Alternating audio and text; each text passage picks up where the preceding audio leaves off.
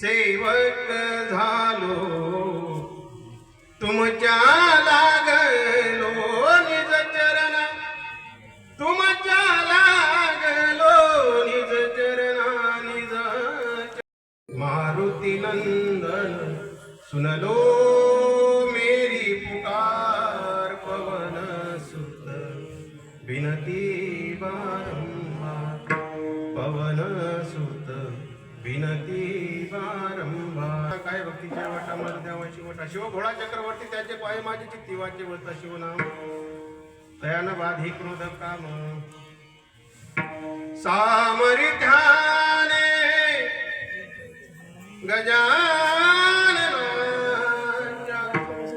सामर्थ्याने गजाननाच्या संकट जाई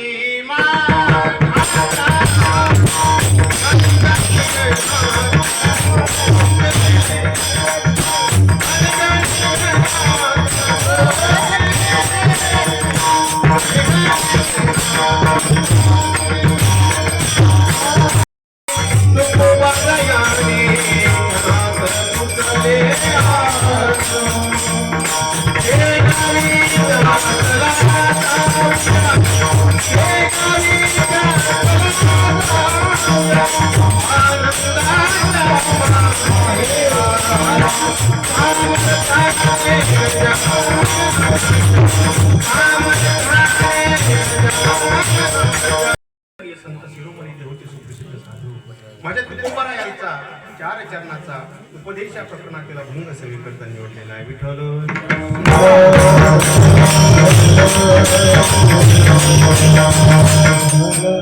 प्रस्तुत अभंगामध्ये जगद्गुरु तुकोबारा मानवी देहाला आलेल्या प्रत्येक जीवाला विचार करायला सांगतात की बाबांनो, अरे क्षणाक्षणाला विचार करा. काय विचार करा की हा भवसागर आपल्याला सोडून जायचा, कारण हा जो आपल्याला नरदेह मिळालेला आहे हा कसा आहे, नाशिवंत आहे. हा एक दिवस जाणारा महाराज, कारण आपलं जे आयुष्य आहे ते एका दिवसाला कमी होत आहे. काळ हा आपला आयुष्य खात आहे. मग अहो याच्याकरता काय करायचं, तर महाराजांनी सांगितलं की संत संगतीची आवडी धरा, संत संगती करा आणि परमार्थाची तातडी करा. तुकोबारा शेवटी सांगतात की आपण या इहलोकाच्या व्यवहारामध्ये एवढं गुरफटून गेलो की ज्याप्रमाणे एखाद्या माणसाच्या डोळ्यामध्ये महाराज धूर जातो आणि तो जसा डोळे बंद करून राहतो, तसे या संसारामध्ये आपण डोळे बंद करून बेसावत आहे. तुकोबारा सांगतात की नाही, असं बेसावत राहू नका, कारण या आयुष्याला हा काळ खात आहे. हा जो देह आहे हा नाशवंत आहे. त्याच्याकरता परमार्थाची तातडी करा. विठ्ठल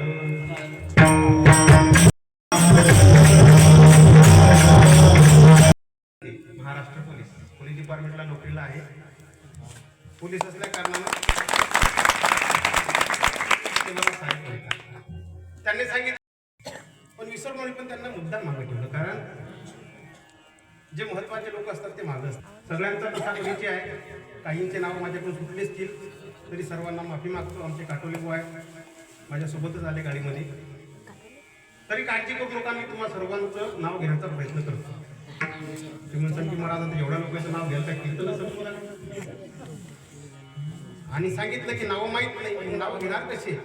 हे पुरुष मंडळी तुमच्या लक्षात येणार नाही, हा तुमच्या बजेटचा कार्यक्रम नाही. आमच्या मावल्यांच्या लक्षात आले की महाराज नाव कसं घेणार, तसं उखाण्यात मी तुम्हाला सर्व संत मायपाचं नाव घेण्याचा प्रयत्न करतो. महाराज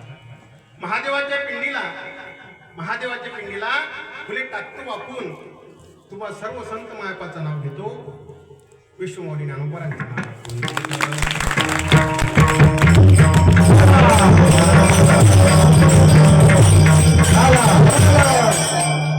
प्रस्तुत अभंगामध्ये जगद्गुरु तुकोबारा तुम्हाला आपल्याला उपदेश करतात महाराज, की महाराज सांगतात की विचार करा. हो, विचार करा की अरे भगवंतानी तुम्हाला सुंदर असा हा नरदेह दिलाय. या नरदेहामध्ये तुम्ही जन्माला आले रे. हा नरदेह भगवंतानी कशा करता दिला? देवे दिला देह भजन गोमाता.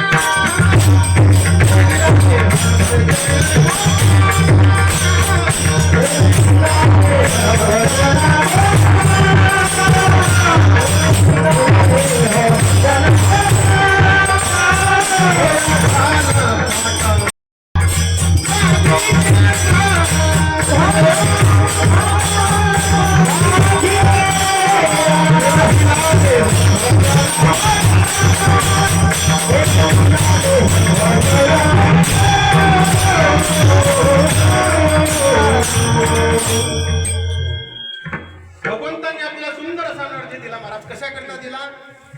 देवे दिला देह भोजन गोमटा. भोजना करता दिला का? नाही. भजना करता दिला महाराज. भगवंताच्या भजना करता हा नरदेह दिला. आणि या नरदेहामध्ये भगवंताचं भजन होऊ शकते. बरोबर. मला सांगा पुरुष मंडळी, बैलानं कधी भजन केलं का? बैल कधी भजन करत नाही. मी बैलाबद्दल बोलून राहिलो, तुम्ही असे गंभीर होऊ नका. बैल कधी भजन करत नाही. मावशा हो, म्हशीने कधी भजन केलं? म्हशी कधी भजन करत नाही. कुत्र्यानं कधीतरी भजन केलं? सागर भाऊ, कुत्रा कधी भजन करत नाही. मग का हो, त्या कुत्र्यामध्ये आणि त्या माणसामध्ये काय फरक राहिला सांगा बरं? काय फरक आहे? कुत्र्याला भूक लागते, माणसाला पण भूक लागते. कुत्रा झोपतो, माणूस सुद्धा झोपतो. काय फरक आहे? काही फरक नाही महाराज, काही फरक नाही. आणि फरक करायचा झाला तर एक छोटासा फरक होतो. कोणता? की कुत्र्याला भूक लागली की कुत्रा काय करतो? मालकाच्या समोर शेपूट हालून जातो. बरोबर आहे? आणि माणसाला भूक लागली की माणूस काय करतो? मालकीच्या समोर शेपूट हालत जातो. काय फरक आहे का? काही फरक नाही. मग काय हो, भगवंतांनी आपल्याला सुंदर असा नरदेह भजना करता दिलेला आहे. या नरदेहामध्येच हे जर भजन होत असेल, इतर योनीमध्ये जर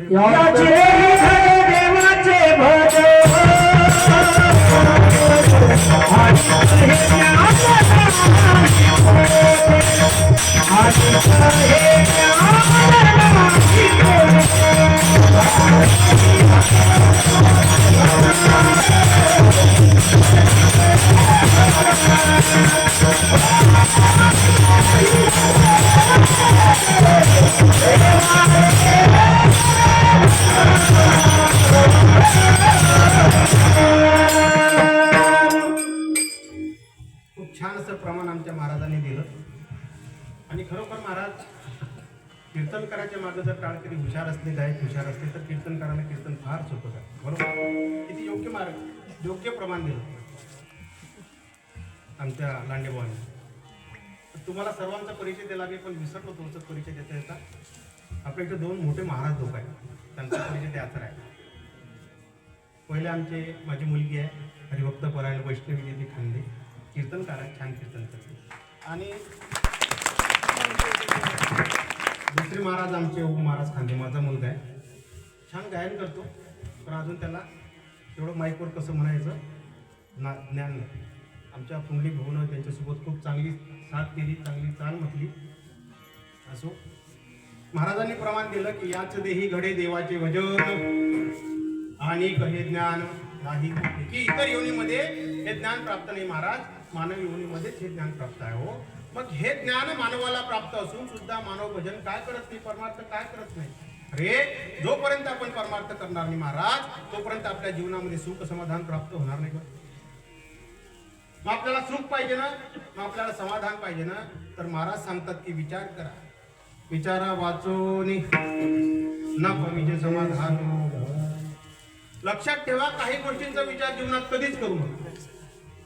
काही गोष्टींचा विचार जीवनात एकदाच करावा आणि काही गोष्टींचा विचार जीवनामध्ये सतत करावा. मग का हो, कुठल्या गोष्टीचा विचार जीवनात कधीही करू नये. पाप करण्याचा विचार जीवनात कधीही करू नका महाराज. चोरी करण्याचा विचार कधीही करू नका. कोणाचं वाईट करण्याचा विचार जीवनात कधीही करू नका महाराज. कारण आपण जे विचार करतो तेच कर्म माणसाच्या हातून घडत असतात महाराज. आणि आपल्या हातून कळत न कळत घडलेले कर्म फिरून आपल्याकडे येत असतात. आपण केलेले कर्म फिरून आपल्याकडे येत असतात. नाथ बाबा खूप सुंदर प्रमाण देतात महाराज. विठ्ठल विठ्ठल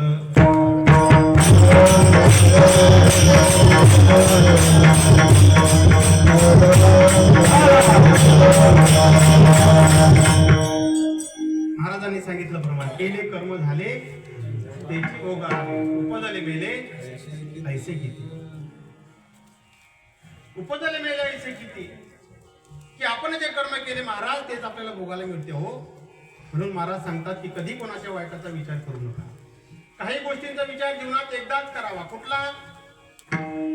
लग्न करण्याचा विचार जरूर करा, परंतु एकदाच. एक केल्यानंतर दुसऱ्या लग्नाच्या भानगडीत पडू नका. महाराज सांगतात दुसरीनं करावी बाईल भंड भजिती होईल बोभाट वेसद्वारा जाईल बायका हत्या पानवट्या किंवा एका पुरुषा दोघी नारी अन पाप वसे त्याचे घरी. आपल्या मराठी भाषेमध्ये एक साधी म्हण आहे. दोन बायका विठ्ठल विठ्ठल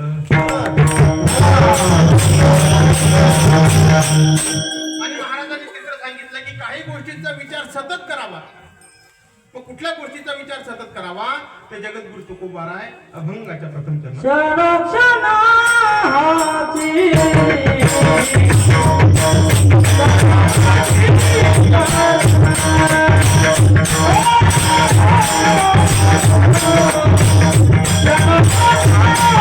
सांगतात क्षणाक्षण हाची करावा विचार करावया पार भवसिंधू. की क्षणाक्षणाला हा विचार करा. कुठला? की आपल्याला हा भवसिंधू पार करायचा आहे. पण हा भवसिंधू हा भवसागर आपल्याला तरुण जायचा आहे. हा कसंच असाल हो? त्याचं उत्तर भगवंतांनी गीतेच्या 7व्या अध्यायात 14व्या श्लोकात सांगितलेलं आहे.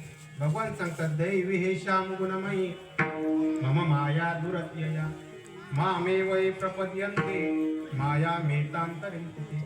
भगवान सांगतात की जो मला अनन्य श्रद्धेनं शरण येऊन माझी भक्ती करेल, माझी आराधना करेल, तो हा भवसागर आरामात करून जाऊ शकतो. रामायणातला प्रसंग पहा. ज्या वेळेस सेतू बांधण्याचं कार्य सुरू असतं महाराज, ते सेतू बांधत असताना ते वानर सैन्य मोठमोठे दगड घेऊन त्या दगडावर भगवंताचं श्रीराम श्रीराम असं नाव लिहून त्या समुद्राच्या पाण्यात ते दगड टाकत होते. हा सर्व प्रकार भगवंत एका ठिकाणी उभं राहून पाहत होते.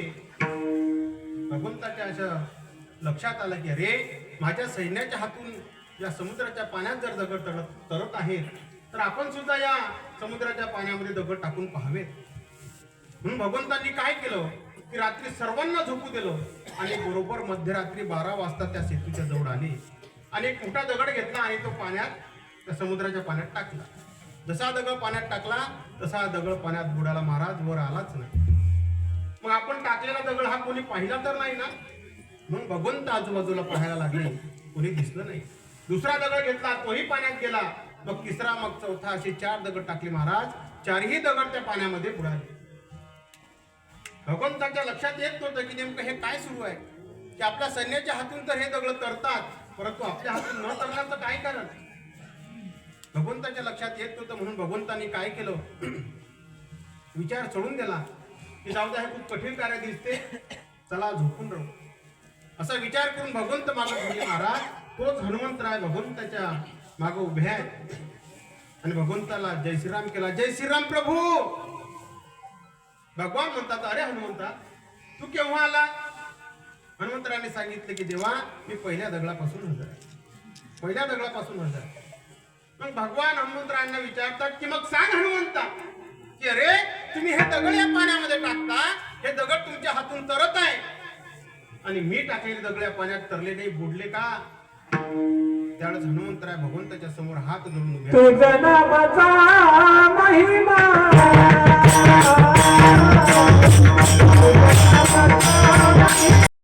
समोर हात धरून उभे आहेत महाराज आणि भगवंताला सांगतात की देवा अरे हा तुझ्या नामाचा महिमा आहे, हा तुला समजणार नाही देवा.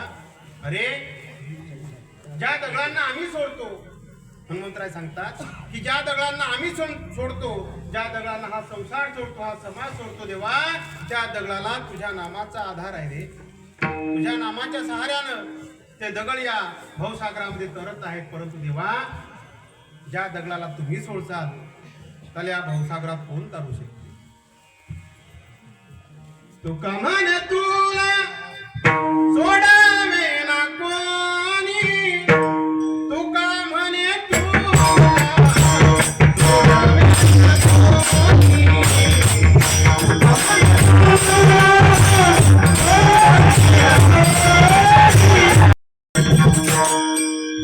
तुका म्हणे तुला सोडवे ना कोणी, एका चक्रपाणी वाचून या.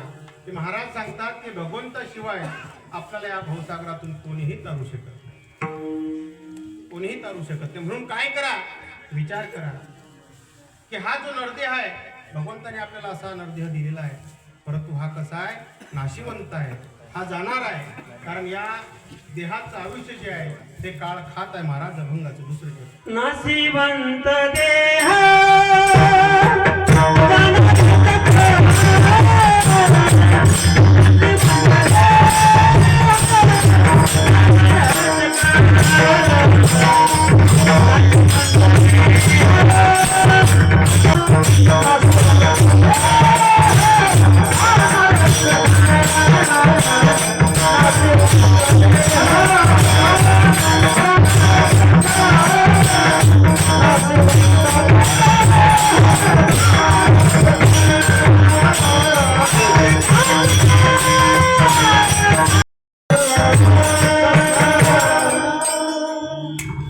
नाशिवंत देह जाणार सकळ, आयुष्य खातो काळ सावधान. महाराज सांगतात की हा जो देह आहे हा कसा आहे, नाशिवंत आहे. महाराज हा जाणारच आहे, शाश्वती आहे.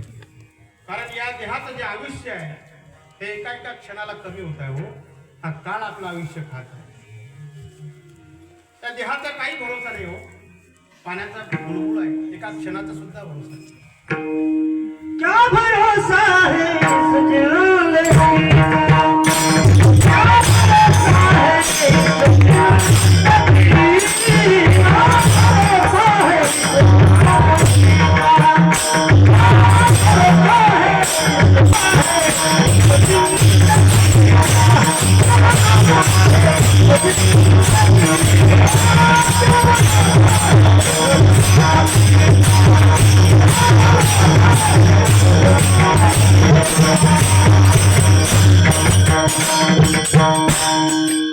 या जीवनाचा, या देहाचा काही भरोसा नाही. महाराज एका क्षणाचा सुद्धा भरोसा नाही.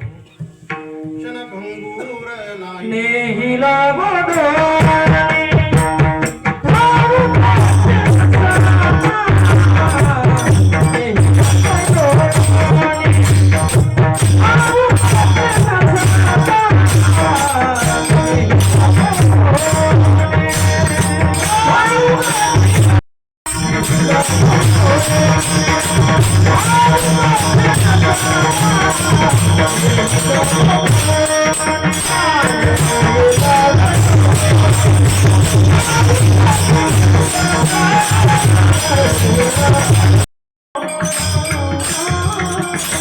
या शरीराचा एका क्षणाचा सुद्धा भरोसा नाही. महाराज क्षणभंगूर नाही भरोसा. अरे सावध तोडा माया आशा, काही न चले मग गळा पडेल फासा. राम राम स्मरा. कशाच्या आधी, झोपेतून उठायच्या आधी राम राम स्मरा आधी. झोपेतून उठल्यावर शुचिरभूत व्हायच्या आधी राम राम स्मरा आधी. शुचिरभूत झाल्यावर जेवण करण्याच्या आधी राम राम स्मरा आधी. जेवण झाल्यावर ऑफिसला जायच्या आधी राम राम स्मरा आधी. ऑफिसला गेल्यावर खुर्चीवर बसायच्या आधी राम राम स्मरा आधी. खुर्चीवर बसल्यावर टेबलाच्या खालून घ्यायचे आधी राम राम स्मरा आधी. ऑफिस मधून घरी आल्यावर राम राम स्मरा आधी. जेवण झाल्यावर राम राम स्मरा आधी. आणि झोपल्यावर राम राम स्मरा आधी. आणि पुन्हा तेच झोपेतून उठल्याच्या आधी राम राम स्मरा आधी. कशाच्या आधी, सर्वांच्या आधी राम राम स्मरा आधी. कारण या देहाचा, या आयुष्याचा एका क्षणाचा सुद्धा भरोसा नाही. एक सुभाषितकार सांगतात, निश्वास नाही विश्वास कदा वृद्ध भविष्यती, कीर्तन इमतो बाल्यात हरिर नाम केवल. याकरता काय करा, की लहानपणापासून हरिकीर्तन करा महाराज, भगवंताची भक्ती करा हो, संतांची संगती धरा आणि परमार्थाची तातडी करा. अभंगाचं तिसरे चरण. संत समागमी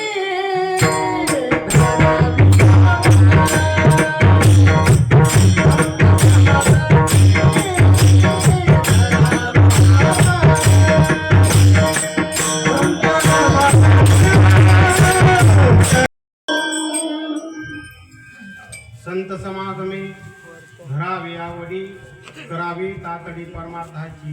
तिसऱ्या चरणात महाराज सांगतात की संत समागम करा, संतांची संगती धरा आणि परमार्थाची तातडी करा. का हो महाराज, आम्हाला संतांची संगती करायला सांगता, पण ज्या संतांची तुम्ही संगती करायला सांगता ते संत नेमके आहेत तरी कोण हो? अजून आम्हाला संतांचीच ओळख नाही. संत नेमकं कोणाला म्हणावं? तर संत म्हणजे दुसरं तिसरं कोणी नसतं महाराज, प्रत्यक्ष परमात्मा संतांच्या रूपाने अवतारला येत असतो. परमात्मा संतांच्या रूपाने अवतारला येतो. परमात्मा आणि संत महात्मे यांच्यामध्ये आपल्याला फरक करता येत नाही, भेद करता येत नाही. भगवान गीतेच्या 7व्या अध्यायात 17व्या श्लोकात सांगतात, तेषाज्ञानी नित्ययुक्त एक भक्तिर्विशिष्यते प्रिय हि ज्ञान ज्ञानिनोक्त्यर्थ महम सच मम प्रिय. भगवान सांगतात की अरे माझ्यामध्ये आणि संतांमध्ये यत किंचितही अंतर नाही, व्यवधान नाही, फरक नाही. विश्वमौली ज्ञानोबारायांना विचारा महाराज, ज्ञानोबाराय सुद्धा ज्ञानेश्वर मध्ये सांगतात, ते वितया महापरस्परे बाहेर नामाचीच अंतरे वाचून यात वट वस्तू विचारे मी तेची ते. की मी आणि ते संत महात्मा आणि परमात्मा देवते संत देव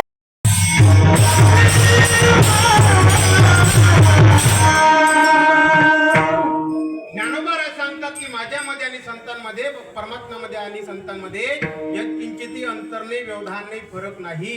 तुकोबारायांना विचारा, तुकोबाराय सुद्धा सांगतात महाराजांनी आताच प्रमाण दिलं की देवते संत, देवते संत निमित्त त्या प्रतिमा. की संतच देव आणि देवच संतात महाराज. ज्ञानोबाराय तेच सांगतात, तुकोबाराय तेच सांगतात, आधी करून सर्व संत मंडळी आपल्याला तेच सांगतात महाराज की संतांमध्ये आणि भगवंतामध्ये कुठलाही फरक नाही. ज्ञानोबाराय कोणा सांगा ना, लोपले ज्ञान जगी हित नेनाती कोण ज्ञानोबाराय? महाविष्णूचा अवतार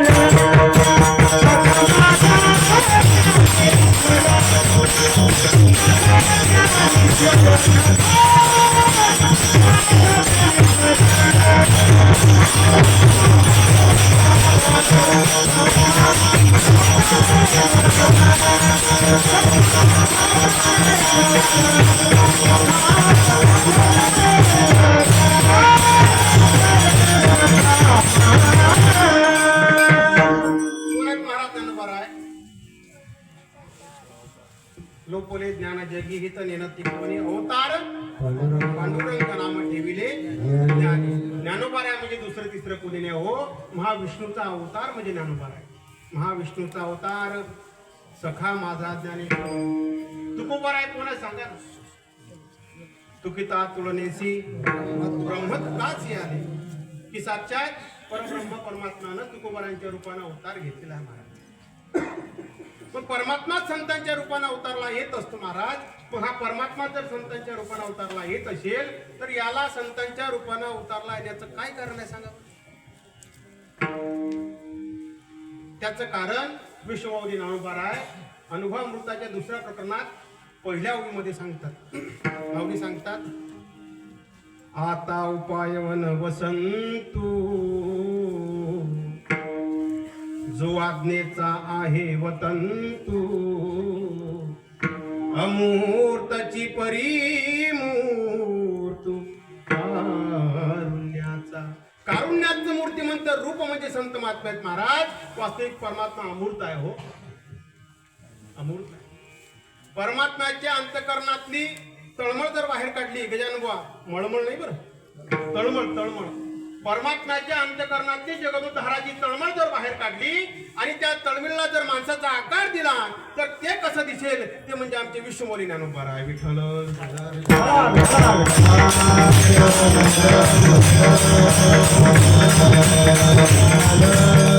परमात्मा संतांच्या रूपाने अवतारला येत असतो महाराज, कारण या परमात्म्याला संतांच्या रूपाने अवतारला आल्याशिवाय काही कामं करता येत नाही. परमात्मा परमात्म्याच्या रूपात जी कामं करतो ती संत रूपामध्ये आल्यानंतर करत नाही. आणि संत रूपामध्ये परमात्मा जी कामं करतो महाराज ती परमात्म्याच्या रूपामध्ये करत नाही असं नाही, तसं करताच येत नाही, करताच येत नाही. परमात्मा आणि संत वेगळे नाही, एकच आहे.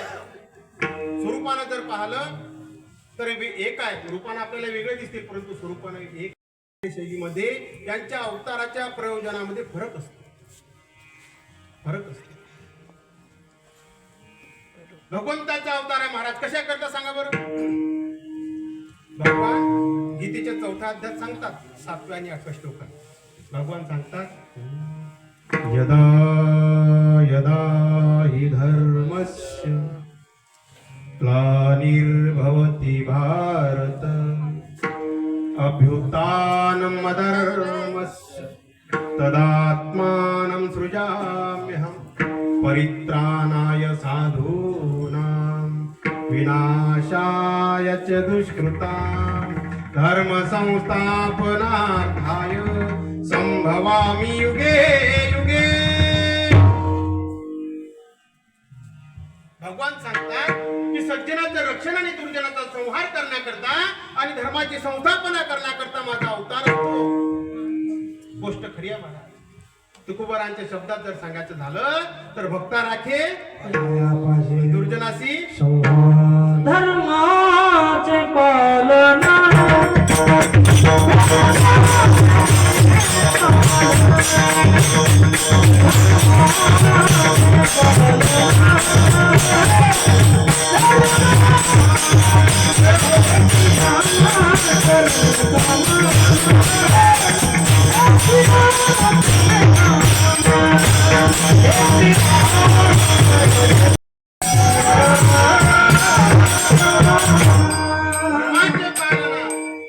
करणे पाखंड खंडन.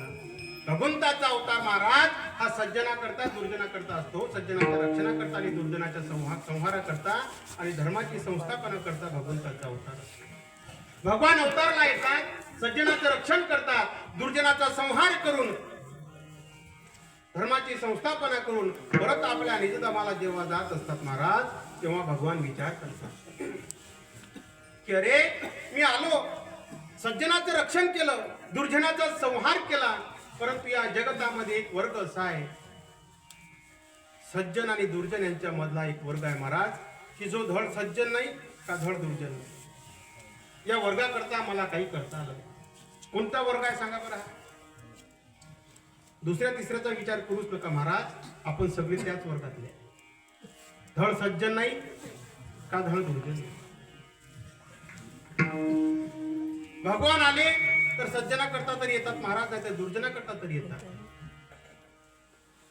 भगवान आले तर हिरण्यकश्यप करता तरी आले, नाहीतर भक्त प्रल्हादा करता तरी आले. भगवान आले तर कंसा करता तरी आले, नाहीतर उद्धवा करता राधे करता तरी आले महाराज. भगवान आले तर रावणा करता तरी आले, नाहीतर हनुमंतराय करता तरी आले. आपण दोघांपैकी कोण, रावण का हनुमंतराय? आपण धड सज्जन नाही का धड दुर्जन? मी बसल्यापैकी सगळ्यांना प्रश्न विचारतो की आपल्यापैकी सज्जन कोण आहे? हात वर करा बरं. बसल्यापैकीच ते महाराज, कीर्तनकारा सकट कोणी सांगावं की आपल्यापैकी सज्जन कोण आहे? कोण हात वर करेल महाराज? कोणी हात वर करत नाही. हो, कोणी हात वर करत काय करत नाही? कारण माहित असते आपण किती पाण्यात आहोत. बरोबर आहे की नाही? किती पाणी अंगात मुरलेलं आहे, टेबला खालून किती पाणी वाहून गेलेलं आहे आपलं आपल्याला कळत असते महाराज. त्याला भगवंताची सुद्धा गरज नसते. हो, आपल्यापैकी सज्जन कोणी नसेल राहू द्या. मी आपल्याला दुसरा प्रश्न करतो की आपल्यापैकी दुर्जन कोण आहे? हात वर करा बरं. कोण हात वर करून स्वतःला दुर्जन म्हणून घे? आणि महाराज आम्ही जर दुर्जन असतो तर या धर्ममंडपामध्ये कथा कीर्तनाच्या श्रवणाकरता आम्ही कशा करता येऊन बसलो असतो हो? म्हणजे आपण धड सज्जन नाही का धड दुर्जन आहे? लोक म्हणतात की महाराज तुम्ही आम्हाला सज्जन कसं म्हणत नाही? हे बघा, पवित्र तुळशीची माळ गळ्यामध्ये आहे. एकादशीचं व्रत करतो आम्ही, पाण्याचा थेंबही एकादशीच्या दिवशी घेत नाही. आळंदी पंढरपूरची एकही वारी आजपर्यंत चुकली नाही. तुम्ही आम्हाला दुर्जन म्हणता? अजिबात म्हणत नाही महाराज, ते आपल्याला दुर्जन अजिबात म्हणत नाही हो. परंतु मला सांगा की ज्या आळंदी पंढरपूरला आपण वारी करायला जातो, वारी करायला जात असताना वय झालेलं नसताना अर्ध्या तिकिटात जातो महाराज, हे कोणत्या सज्जनतेचं लक्षण आहे सांगा बरं? कोणती सज्जनता आडवी आली? अहो, रेल्वेचं आम्ही तिकीटही काढत नाही महाराज आणि रिझर्वेशनच्या डब्यात बसून जातो. हा, तर रिझर्वेशनचं तिकीट करणारे लोक ते त्रस्त होतात बिचारे. त्यांना असं वाटते की ह्या वारीच्या टायमात रिझर्वेशन न केलेलं बरं.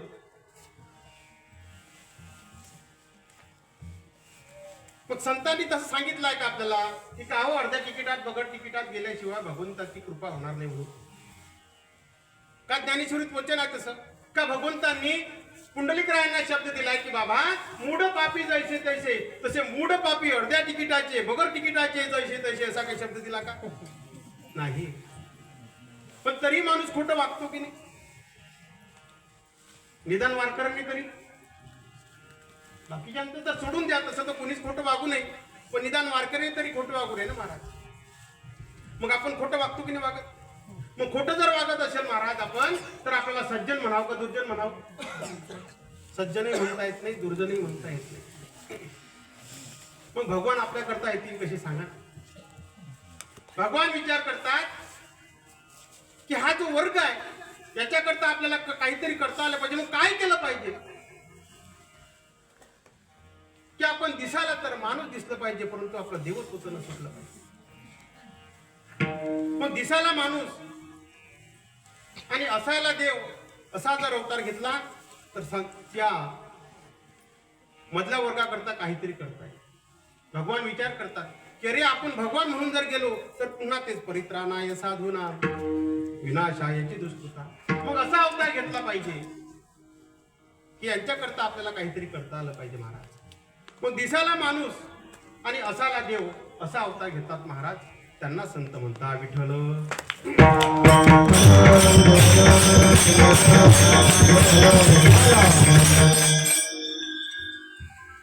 भगवंताचा अवतार हा सज्जना करता आणि दुर्जना करता महाराज, परंतु आमच्या संतांचा अवतार सज्जना करता किंवा दुर्जना करता नाही हो.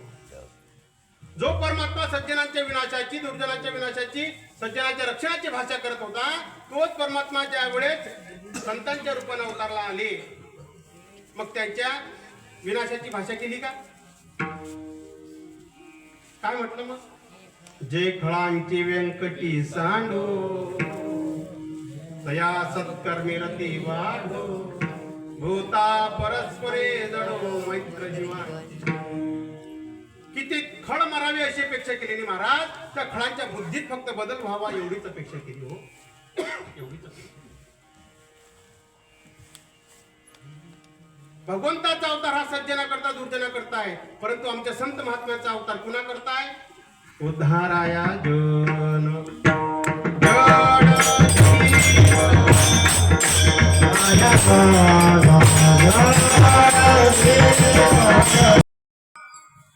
आमच्या संतांचा अवतार महाराज सज्जना करता दुर्जना करता नाही हो. मग कुणा करताय? जना करता, जडा करता आणि जीवा करता संतांचा अवतार. परमात्मा ज्ञानोबारायांच्या रूपाने अवतारला आले. हरिपाठ सांगितला, ज्ञानेश्वरी सांगितली, जनाचा उद्धार आहे महाराज. ज्ञानोबारायांनी भिंत चालवली, जडाचा उद्धार आहे. ज्ञानोबारायांनी रेड्याच्या मुखातून वेद बोलून दाखवला महाराज, जीवाचा उद्धार आहे. विठ्ठल विठ्ठल.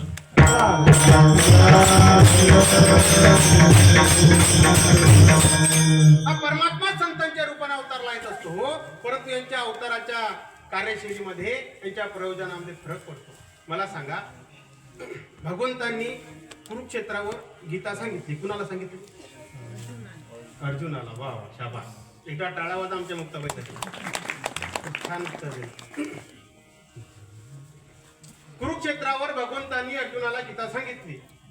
बरं मला सांगा, त्या कुरुक्षेत्रावर अर्जुनापेक्षा कोणी श्रेष्ठ नव्हतंच का महाराज, की ज्याला गीता सांगता आलीस ती म्हणून? होते ना. अर्जुनाचेच वडील पण धर्मराज युधिष्ठिर सत्य प्रतिज्ञा असणारे, त्यांना गीता सांगायची होती महाराज. बरं झालं असतं हो, सत्य बोलणाऱ्याला, खरं बोलणाऱ्याला गीता सांगितली असती, आनंद झाला असता. कुरुक्षेत्रावर महान भागवत भक्त भीष्माचार्य हजर होते, त्यांना बोलवायचं होतं, भीष्माचार्य या, मी तुम्हाला काहीतरी तत्वज्ञान सांगतो म्हणून. सांगितलं नाही महाराज. भीष्माचार्यांना गीता सांगितली नाही, युधिष्ठिरांना गीता सांगितली नाही. गीता सांगितली कुणाला? संन्यास घ्यायला गेला आणि बायको करून आला, त्याला गीता सांगितली महाराज. संन्यासी तुवा हो निजनी, चोरून नेली माझी भगिनी, तरी विकल्प नुपजे मनी, मी तू दोन्ही स्वरूप एक. भगवंताची भाषा आहे. भगवान सांगतात की अरे अर्जुना, संन्यास घ्यायला गेला गळ्यात आणि बायको करून आला. तेव्हापासून लोकांच्या मनात संन्यासाबद्दल अविश्वास आहे महाराज. बरोबर आहे की? संन्यासी दिसला की लोक चांगले विचार करतच नाही. कुरुक्षेत्रावर एकूण 18 अक्षोहिणी म्हणजे जवळजवळ 25 लाख सैन्य हजर होतं महाराज. परंतु गीता सांगितली किती जणाला? एकट्या जणाला. भागवत काढा. भगवंताने एकादश स्कंदामध्ये उपदेश केला कुणाला? एकट्या उद्धवाला. भगवान बोलले एकट्या अर्जुना करता, भगवान बोलले एकट्या उद्धवा करता. परंतु तेच भगवान जेव्हा विष्णुमौली ज्ञानोबारायांच्या रूपाने अवतारला आले, मग ते एकट्या करता ठेवलं का सगळ्या करता उलट होऊन गेलो? सगळ्या करता उलट होऊन गेलं महाराज. येण्याच्या बालच बोधे विवेचने प्रबंधे ब्रह्मरस सुसंवादे अक्षरे तुमचे. ज्ञानोबारायचा 18 अध्याय सांगतात, तैसे अर्जुनाचे निव्याजे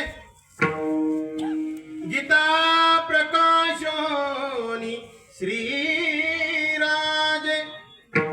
संसाराय वडे थोर ओजे, फेडिले जगाचे.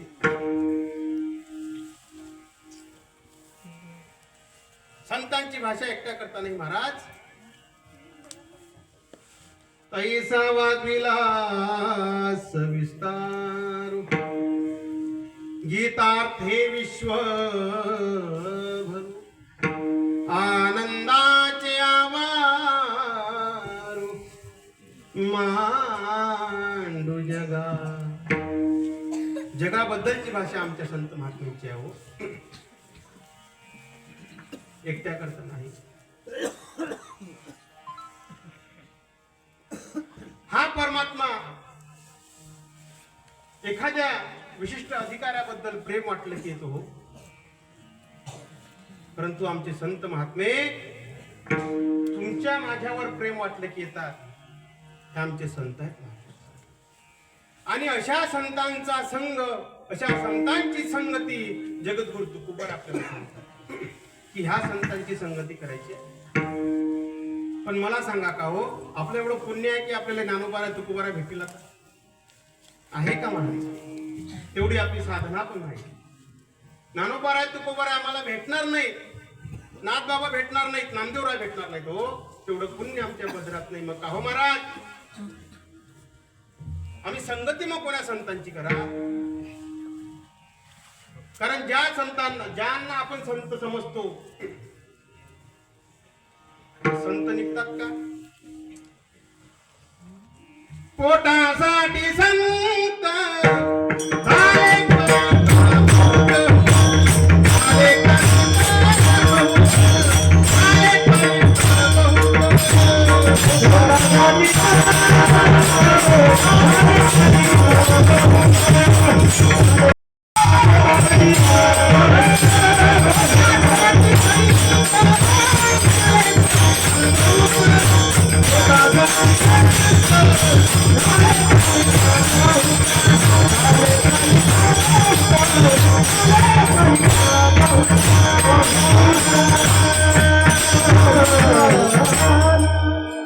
कारण ज्यांना आपण संत समजण्याची चुकी करतो महाराज, ते संत आहेत का हो?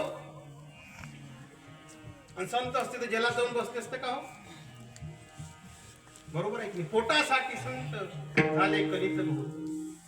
तुम्ही महाराज खूप तोंड भरून आम्हाला महाराज म्हणता हो, पण खरं सांगू आम्ही महाराज लोक नाही. पण महाराज फक्त ज्ञानोबा आहे, तुकोबा आहेत महाराज. आम्ही सगळे बुवा लोक आहेत, बुवा.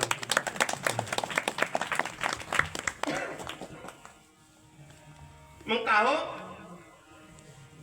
ह्या संतांचा आम्हाला भेट होणार नाही, तेवढं आमच्या जो पुण्य नाही. आणि ज्यांना आम्ही संत समजण्याचा प्रयत्न करतो, ज्यांना संत समजण्याची भूल करतो, ते संत निघत नाही. मग महाराज आम्हाला संत संगती होईल कशी, घडणार कशी सांगा ना. आपल्याला ज्ञानोबा तुकोबा भेटणार नाही. आणि ज्यांना आपण संत समजण्याचा प्रयत्न करतो ते संत निघणार नाही. मग संतांची संगती घडावी, कशी घडावी? तर आज आपण या ठिकाणी हा ज्ञानेश्वरी सोहळा, पारायणाचा सोहळा साजरा करत आहात महाराज. ग्रंथराज ज्ञानेश्वरीचं पारायण या ठिकाणी होत आहे. खरं सांगू, ज्ञानेश्वरीला तुम्ही फक्त ग्रंथ समजू नका, ग्रंथ समजू नका बरं. ज्ञानेश्वरी ग्रंथ नाही, तर ज्ञानेश्वरी म्हणजे साक्षात विष्णुमौली ज्ञानोबा आहेत महाराज. तुकोबारांचा गाथा नुसतं गाथा समजू नये माणसाने, तर साक्षात तुकोबारांचा गाथा म्हणजे साक्षात तुकोबार आहे. आणि यांची आम्हाला संगती करायची आहे की आज आपण या ठिकाणी पारायण करतो. खूप आनंदाची गोष्ट आहे महाराज. खूप छान असा सोहळा आपला या ठिकाणी पारायण सुरू आहे. 8 दिवस आपलं पारायण सतत चालणार. परंतु 8 दिवस झाले, काला झाला की आम्ही ज्ञानेश्वरी काय करणार, कपड्यामध्ये गुंडाळणार आणि ते कपाटावर ठेवून देऊ. तुमच्या गावात नसेल कदाचित तसं, परंतु बरेच ठिकाणी हेच घडते बाबा. बरोबर आहे ना, की चुकते का? मग असंच होते की. तर तुम्हा सर्वांना, संत मायबापांना हात जोडून विनंती करतो मायबाप, की अरे आपल्याला जर संतांची संगती हवी असेल तर त्या ज्ञानेश्वरीला आता ज्ञानेश्वरी पारायण संपल्यानंतर गुंडाळून ठेवू नका. ज्ञानेश्वरी नित्य आपल्या जीवनात घ्या. रोज पारायण करा ज्ञानेश्वरीचं, रोज पारायण करा. आता लोकांची तक्रार असते की महाराज आम्ही रोज पारायण करण्याचा प्रयत्न करतो, हो ज्ञानेश्वरी वाचण्याचा पण प्रयत्न करतो, पण आम्ही ज्ञानेश्वरी उघडली आणि ज्ञानेश्वरी वाचायला सुरुवात केली की ते ज्ञानेश्वरी वाचता वाचता आम्हाला कंटाळा यायला लागतो, कारण ते आम्हाला काय लिहिलं हे काहीच समजत नाही. बरोबर आहे की नाही? बऱ्याचशा जणांची तक्रार असते की ज्ञानेश्वरी आम्हाला समजत नाही. मी तुम्हाला ज्या व्यासपीठावरून सांगतो महाराज की तुम्हाला ज्ञानेश्वरी समजत नाही, नका समजू. तुम्ही फक्त वाचण्याचं कार्य करा, वाचण्याचं कार्य करा. वाचत असताना तुमच्या जीवनामध्ये एक दिवस असा अनुभव येईल की जी ज्ञानेश्वरी तुम्हाला समजत नव्हती ती ज्ञानेश्वरी तुम्हाला साक्षात विष्णुमौली ज्ञानोबा राय समजून सांगते. आमच्या मोठ्या माणसांचा अनुभव आहे, कारण ते ज्ञानेश्वरी नुसतं ज्ञानेश्वरी नाही बरं. माझ्या जीवनातला एक अनुभव सांगतो महाराज. मी असंच एका मोठ्या वक्त्याच्या मुखातून काही ओव्या ऐकल्या, ते मी टिपून पण घेतल्या, लिहून पण घेतल्या, कारण मला आवडल्या. असं वाटलं की ह्या ओव्या अभ्यासासारख्या याचा चांगला अभ्यास झाला पाहिजे म्हणून मी त्या लिहून घेतल्या. परंतु लिहून घेत असताना माझ्या मनात अशी शंका होती की आपण ह्या ओव्या लिहिल्या, ह्या बरोबर आहेत का, लिहिताना काही चूक झाली, शंका राहते ना महाराज. माझ्या मनात शंका होती की आपण ह्या लिहिल्या की समोरच्यानं कदाचित चुकीचे शब्द काढले असतील, ते आपल्याकडून लिहिल्या गेले, किंवा समोरच्यानं सांगताना आपण